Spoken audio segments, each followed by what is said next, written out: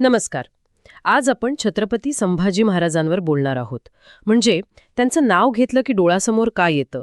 एक शूर योद्धा, धर्मवीर की काहीसं वादग्रस्त व्यक्तिमत्व? हो, त्यांच्याबद्दल अनेक मतं आहेत आणि बरीच परस्पर विरोधी मतं आहेत खरं तर. अगदी. म्हणूनच आज आपण काय करूया की रेडिटवरची एक चर्चा आहे आणि एका PhD प्रबंधातले काही मुद्दे आहेत, त्यांच्या आधारावर जरा खोलात जाऊया. नक्कीच.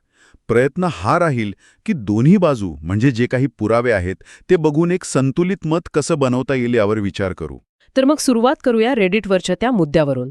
तिथे असं म्हटलं गेलंय की संभाजी महाराज म्हणजे धाडसी होते, शूर होते, पण छत्रपती म्हणून थोडे कमी पडले का? म्हणजे शिवाजी महाराजांनी जसं स्वराज्य उभं केलं तसं ते सांभाळण्यात, वाढवण्यात संभाजी महाराजांनी युद्धांवर जास्त लक्ष दिलं, राज्यकारभारावर कमी, असं काहीसं मत आहे. हो, हा एक दृष्टिकोन मांडला जातो. स्टुअर्ट गॉर्डनसारखे इतिहासकार म्हणतात की त्यांचं नेतृत्व हे रिॲक्टिव्ह होतं, म्हणजे परिस्थितीला प्रतिसाद देणारं, काहीतरी नवीन संकल्पना मांडणारं नव्हतं. त्यांना लेजंडऐवजी ट्रॅजिक हिरो असंही म्हटलं गेलंय. बरोबर. पण इथे दुसरी बाजू पण तितकीच महत्वाची आहे. पहिली गोष्ट, त्यांचा राज्याभिषेक झाला होता. ते कायदेशीर छत्रपती होते. अर्थात. दुसरी गोष्ट, आणि ही खूप महत्वाची आहे, की त्यांना परिस्थितीच इतकी कठीण मिळाली होती. म्हणजे विचार करा, घरात विरोध आहे. अण्णाजी दत्तोंसारखे ज्येष्ठ मंत्री विरोधात गेले होते सुरुवातीला. हो, ते प्रकरण होतं. आणि बाहेर औरंगजेब स्वतः प्रचंड सैन्य घेऊन दक्षिणेत उतरला होता.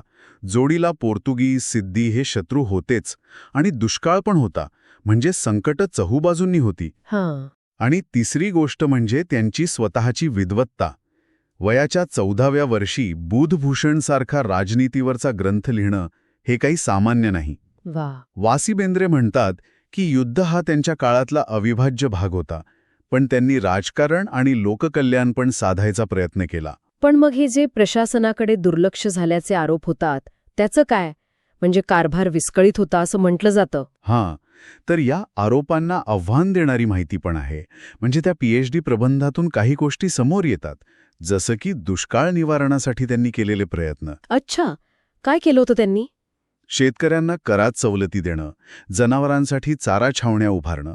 1684 मधलं हरिशिवदेव नावाच्या अधिकाऱ्याला लिहिलेले एक पत्र पण आहे, धान्य वाटपाबद्दल वगैरे. अरे वा. त्यांनी पाटबंधाऱ्यांची सोय केली, शिवाजी महाराजांची रय्यतवारी पद्धत पुढे नेली, शेतकऱ्यांना तगाई म्हणजे सरकारी कर्ज उपलब्ध करून दिलं. म्हणजे प्रशासकीय कामं चालू होती. अगदी. आणि धार्मिक सहिष्णुता पण होती. रामदास स्वामींचं चाफळमधलं कार्य असो किंवा मोर्या गोसावी, सदानंद गोसावी यांच्यासारख्या संतांना आणि मठांना दिलेला आश्रय, हे सगळं दिसतं. त्यांची राजमुद्रा पण प्रजेच्या कल्याणाचीच ग्वाही देते. पण मग सततच्या युद्धांचं काय? मोगल, पोर्तुगीज, सिद्धी हे जे सतत संघर्ष होते, त्याला काही जण अविचारीपणा म्हणतात. नाही, त्याला अविचारीपणा म्हणणं मला वाटतं योग्य नाही. कारण बघा, औरंगजेब स्वतः इथे तळ थुकून बसलाय. हो, तो तर होताच. मग संघर्ष अटळच होता. उलट पोर्तुगीज कागदपत्रांमध्ये त्यांना वॉर लाईक प्रिन्स म्हटलंय, म्हणजे युद्धप्रेमी राजकुमार. एका अर्थी त्यांच्या शौर्याची कबुलीच आहे ती. अच्छा. आणि रामशेज किल्ला आठवा, नाशिक जवळचा, 6.5 वर्ष लढवला मराठ्यांनी तो किल्ला. हे त्यांच्या नेतृत्वाशिवाय आणि मराठ्यांच्या चिकाटीशिवाय शक्य नव्हतं. 6.5 वर्ष? हो, गोव्यावरची मोहीम पण त्यांची बऱ्यापैकी यशस्वी होती. शहाजादा अकबराला आश्रय देणं ही सुद्धा एक मोठी राजकीय खेळी होती, जरी ती पूर्ण यशस्वी झाली नाही. म्हणजे मोगलांवर दबाव आणण्याचा प्रयत्न. अगदी. आणि त्यांनी आरमाराकडे पण लक्ष दिलं, ज्याचा फायदा पुढे कान्होजी आंग्रेंसारखे लोक उभे राहण्यात झाला. म्हणजे वारशाबद्दल मतभेद असणं साहजिकच आहे. एकीकडे ट्रॅजिक हिरो, दुसरीकडे त्यांच्या बलिदानाने आलेली स्फूर्ती. बरोबर. मग प्रश्न येतो की जुन्या बखरींवर किंवा शत्रूंच्या नोंदींवर किती विश्वास ठेवायचा. बरोबर. आणि इथेच नवीन साधनांचं महत्त्व येतं. आता जे संस्कृत ग्रंथ, पोर्तुगीज, डच कागदपत्र, मोडी लिपीतली पत्र उपलब्ध होत आहेत, त्यांच्या आधारे त्यांचं पुनर्मूल्यांकन व्हायला हवं.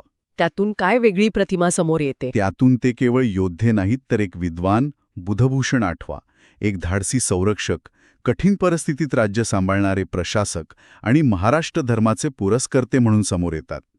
ग.स. सरदेसाई म्हणतात की त्यांच्या मृत्यूने मराठ्यांना एकत्र आणलं आणि औरंगजेबाचं स्वप्न धुळीस मिळालं. अगदी. त्यामुळे अडचणी खूप होत्या, पण स्वराज्य टिकवण्यात आणि वाढवण्यात त्यांचं योगदान महत्वाचं आहे हे नाकारता येत नाही. खरे, म्हणजे बघा, एकाच वेळी बाहेरचे शत्रू आणि घरातले विरोधक या सगळ्या दबावाखाली त्यांनी युद्धांवर लक्ष दिलं. ते गरजेचं होतं की त्यामुळे राजा म्हणून इतर जबाबदाऱ्यांकडे दुर्लक्ष झालं? हाच कळीचा मुद्दा आहे. त्यांचं शौर्य फक्त तलवारीपुरतं होतं की त्यात राजकारण आणि प्रशासनाची पण चमक होती?